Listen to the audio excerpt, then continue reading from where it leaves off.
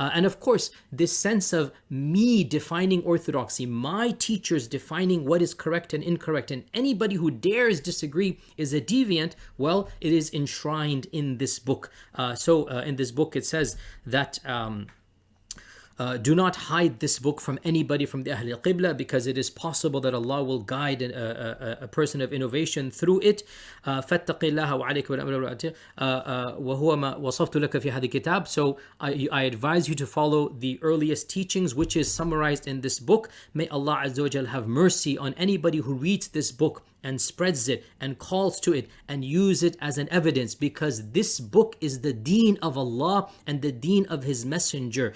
And whoever considers anything permissible that this book has not allowed, it is not from the deen of Allah, and it is going to be rejected in its entirety. He has made His teachings define orthodoxy. And he goes here, فَمَنْ أَقَرَّ بِمَا فِي هَذَا الْكِتَابِ وَآمَنَ بِهِ وَاتَّخَذَهُ إِمَامًا وَلَمْ يَشُكْ فِي حَرْفٍ مِّنْهُ وَلَمْ يَجْحَدْ حَرْفًا مِّنْهُ فَهُوَ صَاحِبُ سُنَّةٍ وَجَمَاعَةٍ. Whoever believes in this book in its entirety and takes it as an imam and doesn't doubt one word in this book, then he is the person of sunnah and he is the person of jama'ah. And whoever rejects even one word of this book, he becomes a person of deviation and hawa. Subhanallah.